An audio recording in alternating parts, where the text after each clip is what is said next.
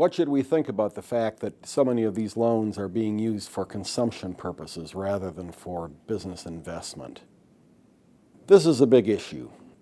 It's a big issue because for years, the story that has been told about microfinance is basically that people were borrowing money to invest in their microenterprises, their little businesses, and that these businesses produced additional income which would then raise people's income and their consumption and get them out of poverty. It turns out in numerous studies that, in fact, the usage of the loans is much more diverse. In typical cases, business investment will be a minority of the loan usage, and an awful lot of it is used for different kinds of consumption purposes, not just short-term but also long-term consumption. This is a pretty bothersome finding if your image of microfinance is that the value of it is putting investment into poor people's business and increasing their income.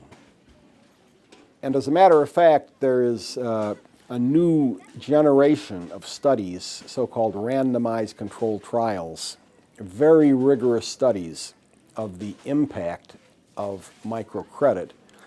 And so far, at least, there is some question being raised by these studies about whether incomes are actually increased by the credit.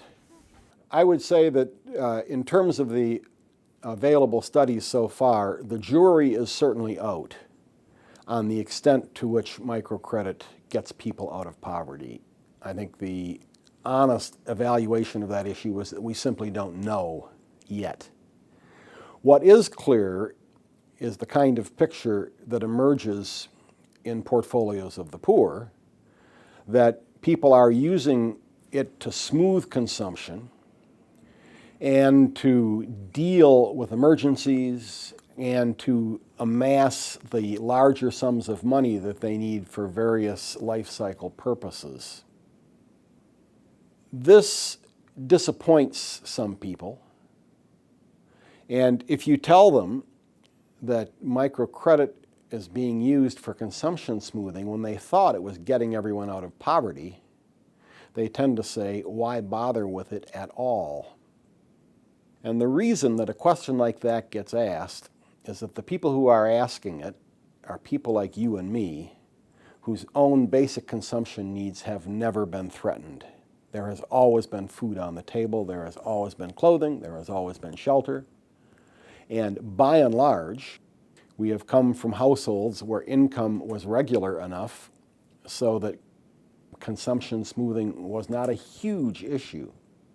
As the book points out, it's a huge issue for people living under $2 a day with their highly irregular incomes. If you gave me a choice between smoothing people's consumption and getting them out of poverty, of course I'd rather see them leaping out of poverty.